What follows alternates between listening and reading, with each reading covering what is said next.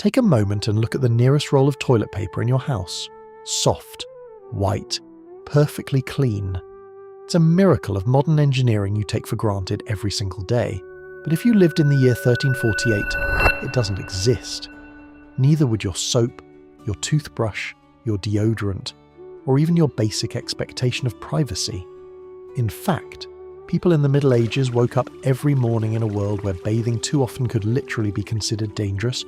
Doctors warned that opening your pores might invite deadly air into your body, and the solution to staying clean was often involved wearing more linen instead of washing your skin. So how did people survive daily life in a world without soap, toilet paper, plumbing, or modern sanitation? In this video, we're stepping into the surprisingly strange logic of medieval hygiene.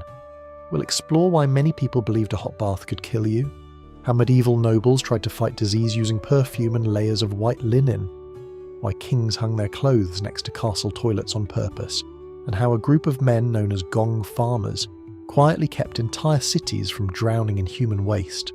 And yes, we'll also answer the uncomfortable question everyone eventually asks.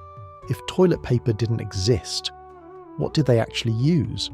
Stay with me, because by the end of this journey you'll understand something surprising about the Middle Ages. People weren't dirty because they were ignorant.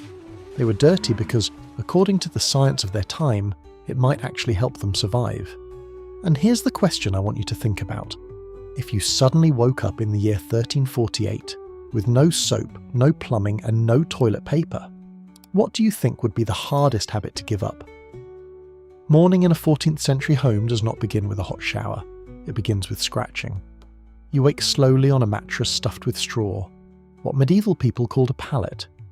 The straw rustles beneath you as you shift your weight, releasing the dry smell of old grass and dust. The bed is rarely yours alone. Siblings share it. Sometimes servants do too.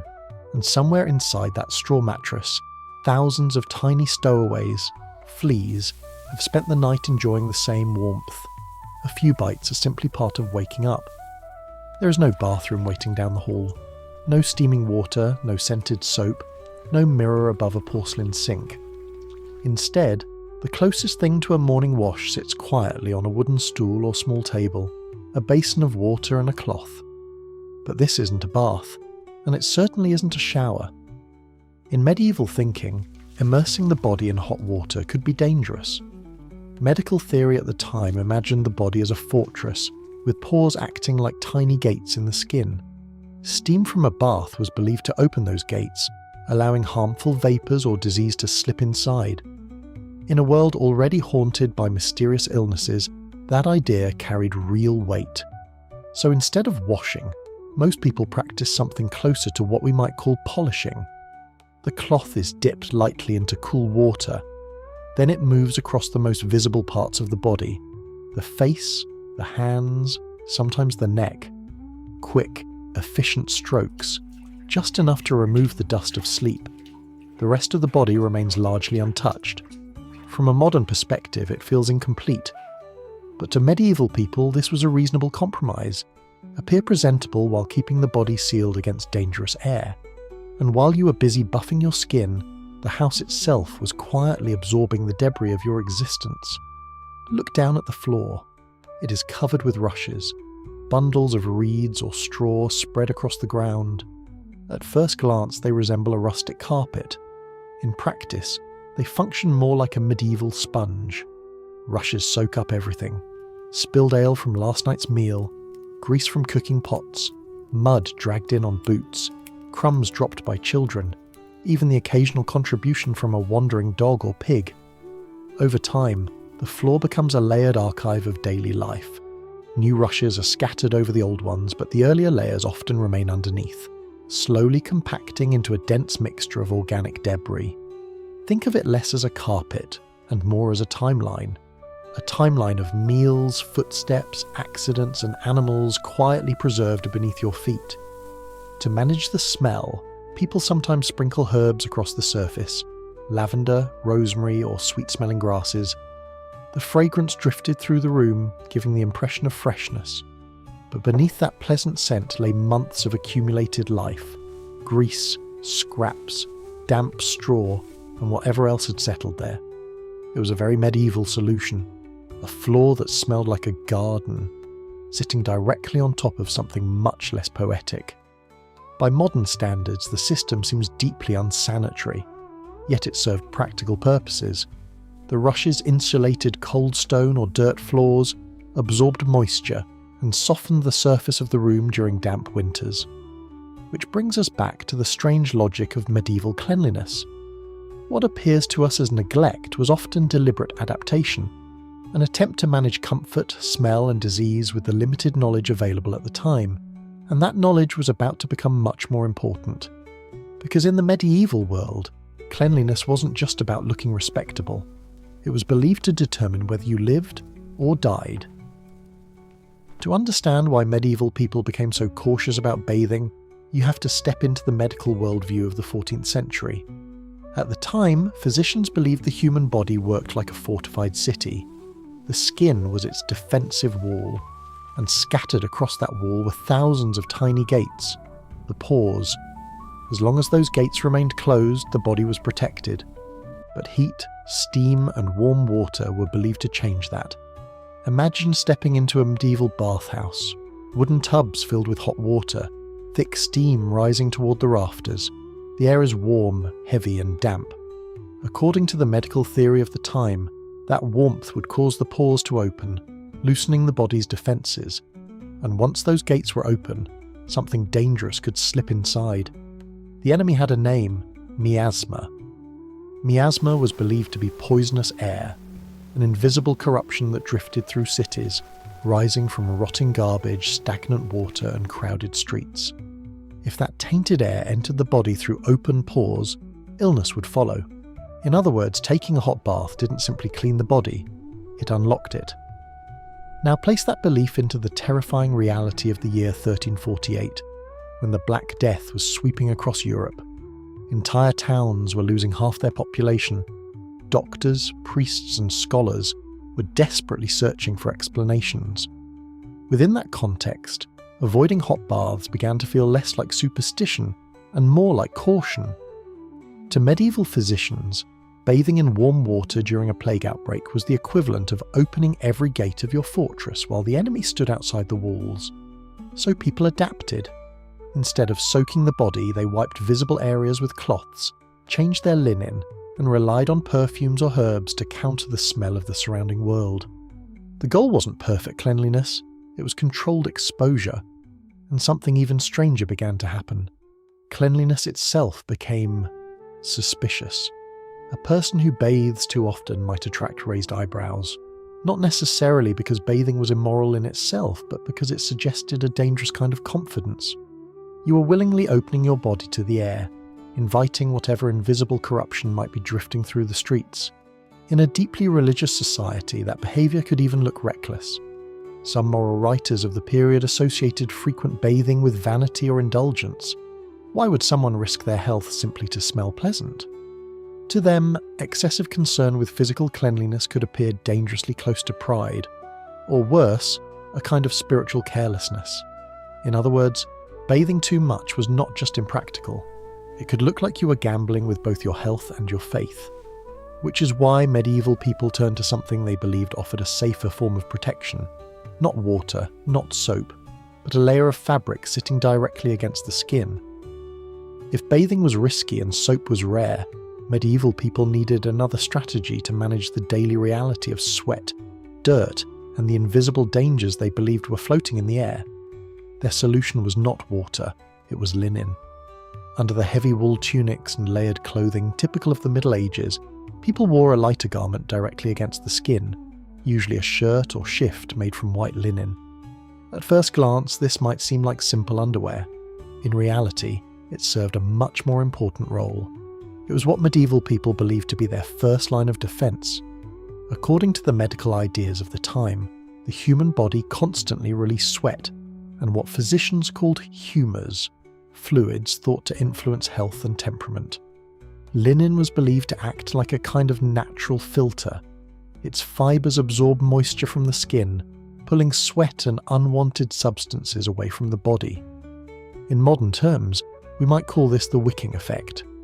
But to medieval thinkers, it was something closer to purification.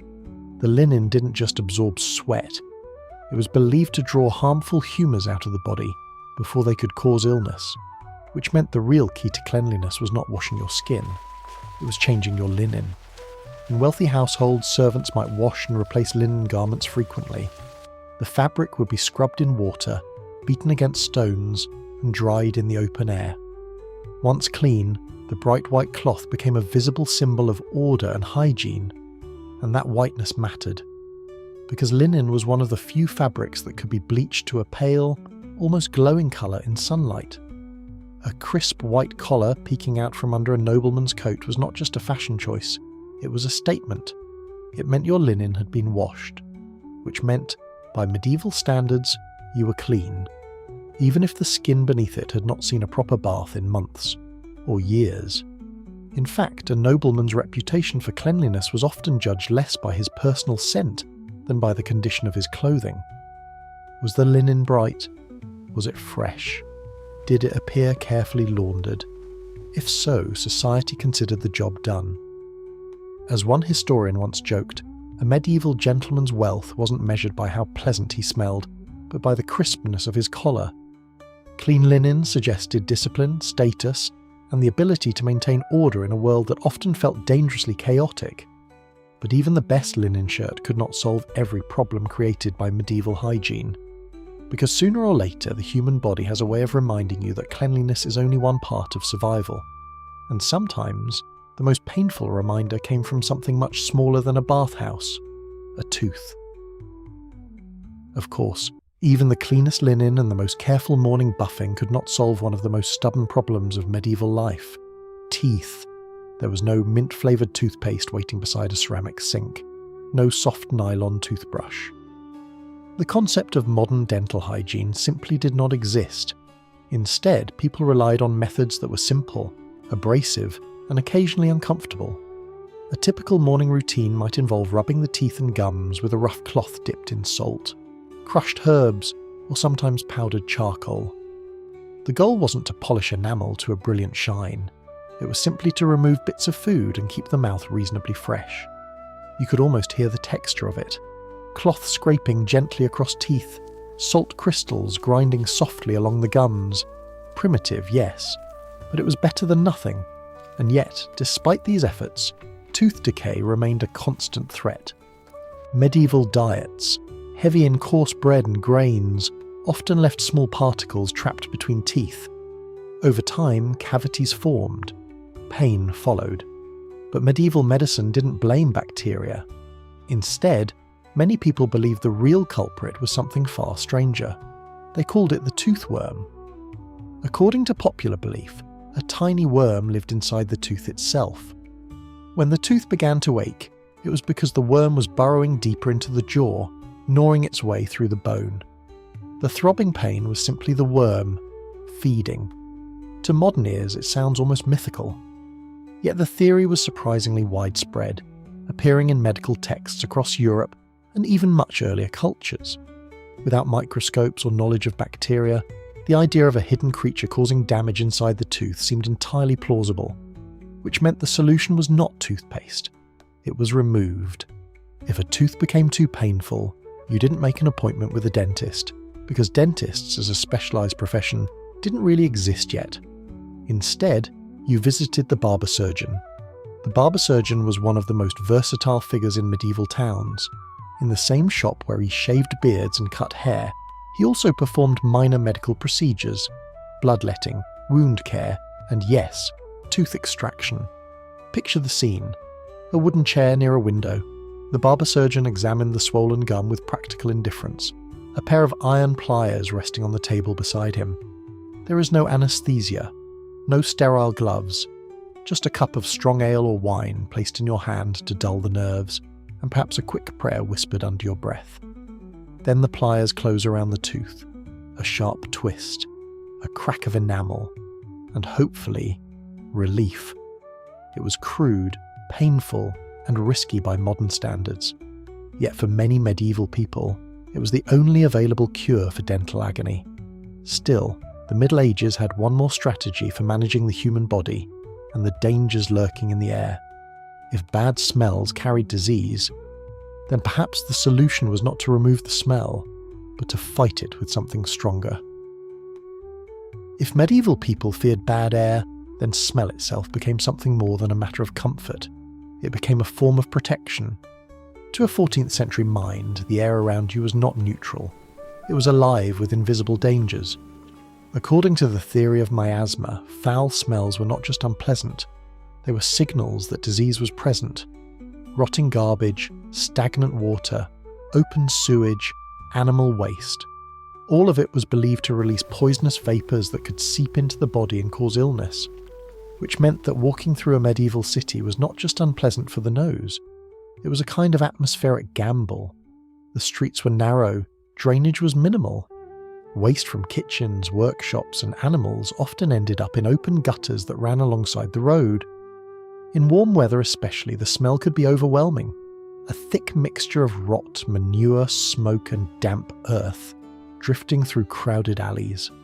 So people did something clever. They fought smell with smell. Many wealthier individuals carried small objects known as pomanders. These were decorative metal spheres, often made of silver or brass, filled with intensely fragrant substances. Dried rose petals, crushed cloves, cinnamon, musk, and sometimes ambergris, a rare waxy material produced by sperm whales that was valued as one of the most powerful fragrances in the medieval world. The pomander hung from a belt or chain, resting close to the body, and when the air turned particularly foul, you lifted it toward your nose and breathed in. To modern observers, this might look like a medieval attempt at perfume, but the intention was far more practical. People believed that strong, pleasant smells could counteract dangerous air. Aromatic spices and flowers were thought to purify the atmosphere before it reached the lungs. In a sense, the pomander functioned as a personal air filter, small, portable, and always within reach. Imagine walking through a busy medieval street. On one side, the sharp scent of cloves and dried roses rises from the pomander in your hand. On the other, the heavy odour of an open sewer drifts along the cobblestones. Smoke from nearby hearths hangs in the air, mixing with the smell of animals and damp wool. It is a strange and powerful contrast, a kind of medieval cocktail of scent. Sweet spice battling rot, perfume wrestling with sewage. And in the mind of the medieval passerby, this was not a question of smelling pleasant. It was a question of smelling safe. Of course, perfume and herbs could not actually stop disease, but within the medical logic of the time, they offered a sense of control in a world that often felt unpredictable and dangerous. Yet even the finest pomander could not solve one unavoidable reality of medieval life. Eventually everyone, peasants, merchants, and even kings, had to deal with a far more practical problem, and medieval castles had a surprisingly creative solution for it. Of course, no amount of perfume, linen, or carefully managed bathing rituals could eliminate one unavoidable truth of human life. Eventually, everyone has to go, and that included kings. If you imagine medieval castles as glamorous halls of stone, banners, and torchlight, it's easy to forget that they also had to solve a very basic engineering problem. What do you do with human waste when hundreds of people live inside a fortress? The medieval solution was something called the garderobe. At first glance, it looks surprisingly simple. Inside a small stone chamber built into the outer wall of the castle, there was often a wooden or stone bench with a single opening cut into it. Beneath that opening was a vertical shaft, a narrow chute that dropped straight down the side of the castle wall. When you used the garderobe, gravity did the rest. Whatever passed through the opening fell down the shaft and landed either in a cesspit below or directly into the moat surrounding the castle. In some cases, it simply dropped onto the ground outside the walls. From an engineering standpoint, it was crude but effective. From a sensory standpoint, it was unforgettable. If you stood beneath the outer wall of a medieval castle, you might occasionally hear the distant splash of something falling from above. Visitors learned very quickly not to linger beneath certain windows. Inside the castle, however, the garderobe had another curious function, one that reveals the practical mindset of medieval life.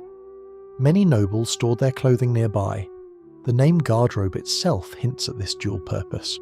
In French, it literally means to guard the robes. In some castles, Hooks or wooden pegs were placed in the chamber where people relieved themselves, allowing garments to hang nearby. At first glance, this seems like a strange choice. Why keep your finest clothes next to a toilet? The answer lies in chemistry. Human waste produces ammonia, a pungent gas released as urine breaks down. While unpleasant to smell, ammonia has a useful side effect. It acts as a natural insect repellent. In the medieval world, clothing, especially expensive silk garments, was constantly threatened by moths, lice, and other tiny pests. The fumes rising from the garderobe shaft created an environment those insects found deeply uncomfortable. So the same odour that might make a modern visitor recoil actually served a practical purpose. It protected the wardrobe. In a very medieval twist of logic, the smell of human waste helped preserve some of the most valuable fabrics in the castle. Your royal robe stayed intact thanks to the very thing everyone else was trying to avoid. It's a perfect example of the medieval mindset. Unpleasant solutions were perfectly acceptable if they worked. And this system of waste disposal, strange as it may sound, allowed castles and towns to function, at least for a while, because eventually those pits and chutes filled up, and when they did, someone had to deal with the consequences, preferably in the middle of the night. Eventually, every medieval waste system reached the same inevitable conclusion. The pit filled up. Beneath castles, beneath crowded city houses, beneath rows of garderobes and latrines, the refuse of daily life slowly accumulated in deep cesspits. At first, gravity handled the problem efficiently enough. Waste fell, disappeared into the darkness below, and out of sight meant, at least temporarily, out of mind. But waste does not vanish. Over weeks and months, the pit rose steadily toward the surface, and when that happened, the city had only one solution. You called the gong farmers. The word gong in medieval English referred not to a musical instrument, but to human waste. A gong farmer, therefore, was quite literally a professional cleaner of latrine pits. Their job began when everyone else's day had ended. By law in many towns, gong farmers could only work during the night, typically between 9 p.m. and 5 a.m. This wasn't just for convenience. The work was so unpleasant, and the smell so overpowering, that authorities preferred it to happen while most residents were asleep. So as the city fell quiet, the real sanitation shift began. Picture the scene. A group of labourers arrives at the edge of a courtyard carrying shovels, ropes and wooden buckets. The night air is cold and still. Torches flicker against the stone walls. One of the men lifts a heavy wooden lid covering the cesspit. The smell that rises from below is immediate and overwhelming. Inside the pit, the contents of months, sometimes years, of waste have fermented into a thick black sludge. The men lower buckets into the darkness, hauling the material up one load at a time and transferring it into large carts. This was exhausting, dangerous work, not only because of the smell. As waste decomposes, it releases gases, particularly methane and hydrogen sulfide. In a deep, poorly ventilated pit, those gases can build up to lethal levels. A worker climbing down into the cesspit could easily lose consciousness within minutes. Historical records describe cases where labourers suffocated inside the pits, overcome by fumes before they could climb out, which explains something remarkable about the job. Gong farmers were paid extremely well. In some cities, they earned 3 times the wage of a typical labourer. It was a dangerous, specialised profession that very few people were willing to do. But the cities desperately needed them. Without gong farmers, medieval sanitation systems would simply stop functioning. The pits would overflow, waste would seep into streets and courtyards, wells could become contaminated, entire neighbourhoods could quickly become unlivable. In other words, these night workers were the thin, smelly line between a functioning city and a literal lake of filth. Once the carts were filled, the material was hauled away outside the city walls, where it was dumped or sometimes used as fertiliser for nearby fields. By sunrise, the streets appeared normal again. Most residents woke up unaware that an entire layer of the city's hidden infrastructure had quietly operated while they slept. It was dirty work, dangerous work, but absolutely essential. And even with teams of gong farmers clearing the pits at night, the medieval city still had another sanitation system working during the day, one that moved freely through the streets on 4 legs, rooting through scraps and leftovers. And unlike the gong farmers, these workers didn't need to be paid. Even with gong farmers working through the night, medieval cities still had another sanitation system operating during the day. It had 4 legs and a snout. Pigs. To a modern visitor, the streets of a medieval city might look chaotic, but to the people who lived there, the roaming animals were not simply livestock wandering around by accident. In many cases, they were part of the city's unofficial waste management system. Picture a narrow street in medieval London just after midday. The cobblestones are damp from rain. Shopkeepers toss vegetable scraps from their stalls. A butcher rinses out a wooden tray, sending a thin stream of blood and bits of offal into the gutter. And within minutes, the clean-up crew arrives. A small herd of pigs wanders down the street, noses low to the ground, sniffing with remarkable efficiency. They root through cabbage leaves, gnaw on discarded bones, and eagerly devour whatever scraps the human population has left behind. To medieval city planners, this was not a problem, it was practical. Pigs are remarkably efficient scavengers.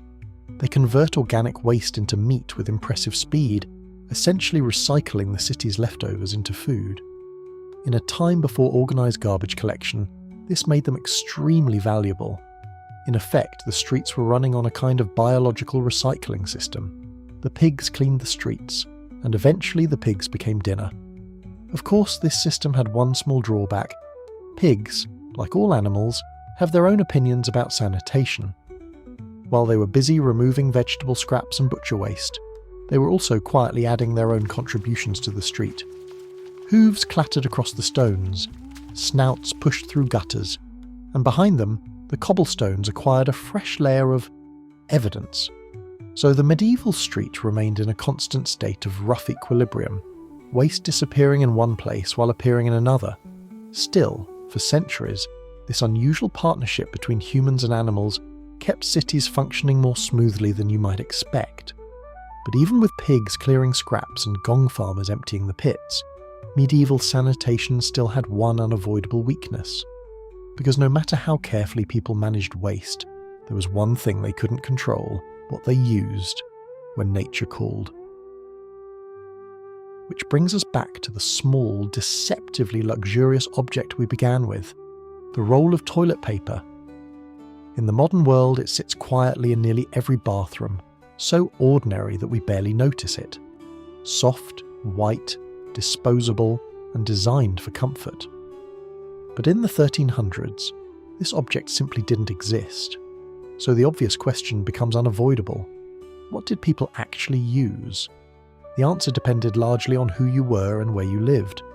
For the majority of medieval people, the peasants working fields and living in small villages, the solution came directly from nature. When the moment arrived, you reached for whatever was available nearby. A handful of soft moss gathered from damp forest ground worked surprisingly well.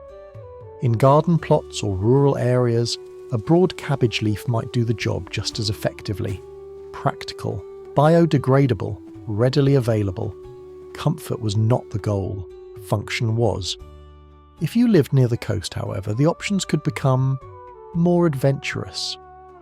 Archaeological and historical records suggest that some coastal communities used smooth oyster shells. The curved interior of the shell could be surprisingly effective for scraping away residue. Of course, the word smooth did a lot of work in that sentence. Anyone choosing this option needed a steady hand and a certain amount of courage.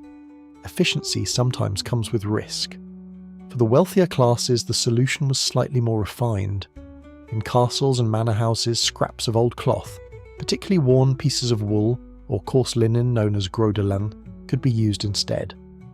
These pieces of fabric were washable and reusable, making them a practical choice for households with servants who managed laundry. Even then, the experience was nothing like modern toilet paper. No softness engineered in a laboratory, no quilted texture, no scented varieties promising the fragrance of spring flowers, just cloth, moss, leaves, or, if you were feeling particularly daring, a shell from the sea. And that difference reveals something important about medieval life. sanitation was rarely about comfort. It was about getting by. People used whatever materials were practical, available, and affordable within their environment. In a world where survival depended on careful use of every resource, even the most personal daily routines followed the same rule: make do with what you have. Which also explains why, despite all these creative solutions, medieval life came with one unavoidable biological reality. You were rarely alone, not even inside your own body. With sanitation built on moss, shared cloth, open streets and wandering pigs, medieval hygiene had one unavoidable consequence. You were rarely alone, not in the way we think of it today at least. Inside the human body lived an entire ecosystem of tiny, uninvited companions, intestinal parasites. Roundworms, tapeworms, whipworms. Creatures that modern medicine now recognizes as symptoms of poor sanitation were, in the 14th century, simply part of daily life. Archaeologists studying medieval latrine pits, those same cesspits emptied by gong farmers, regularly find fossilized parasite eggs preserved in the soil.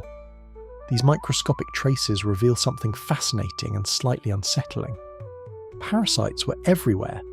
They passed through contaminated water, poorly washed vegetables, undercooked meat, and hands that had cleaned themselves with moss or cloth and little else. Once inside the body, they quietly settled in, feeding off the same meals as their host.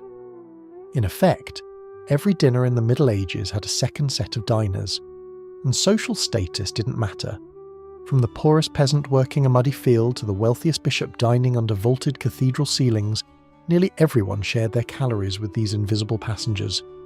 Even the Pope himself, protected by silk robes and guarded by the finest physicians of his time, was not immune. In a strange way, parasites became a kind of biological tax on living in the medieval world. Your body provided warmth, shelter, and a steady supply of food. In return, the worms took their portion, often unnoticed until symptoms appeared. Medieval medical texts sometimes describe these creatures in surprisingly practical terms, suggesting herbal remedies or dietary adjustments to encourage them to leave the body. But complete elimination was rare. For most people, the worms simply remained part of the quiet background of life, much like fleas in the bedding or rats in the street. And yet, despite fleas, parasites, questionable sanitation, and a world filled with invisible risks, medieval people managed something remarkable. They endured. Which brings us to the final and perhaps most surprising lesson hidden inside all this dirt and discomfort. Because when we look back at medieval life, the real story isn't just about filth, it's about survival. At this point, it's tempting to look back at the medieval world with a kind of modern horror. The fleas in the bedding, the worms in the gut, the pigs roaming the streets, the moss where toilet paper should be. But here's the perspective shift that history quietly asks of us. Don't pity them. Because while their world may look chaotic and filthy through modern eyes, it was also astonishingly resilient. Today, most of us live inside what historians sometimes call a sterile bubble. Our water is filtered, our food is refrigerated, our waste disappears with the push of a button. The infrastructure around us quietly manages thousands of invisible risks so efficiently that we rarely even think about them. Medieval people had none of that. They lived in a world where disease was poorly understood, where sanitation systems were improvised, and where the boundary between daily life and environmental danger was incredibly thin. The streets smelled, houses creaked, illness could arrive without warning, and yet they adapted. They used vinegar as a disinfectant long before they understood bacteria. They developed linen clothing that absorbed sweat and helped maintain hygiene without frequent bathing.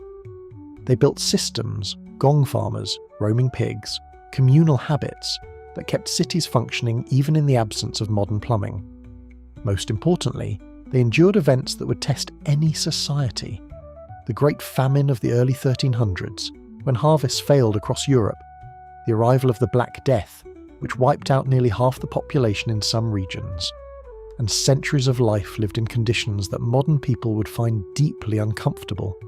Yet they continued.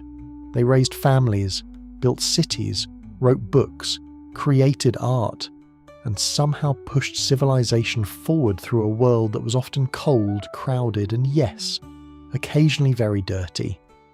So the next time you reach automatically for a soft roll of toilet paper in a quiet, climate-controlled bathroom, it might be worth pausing for a second. Because the comfort you're experiencing didn't appear out of nowhere. It exists because the people before you managed to survive without it.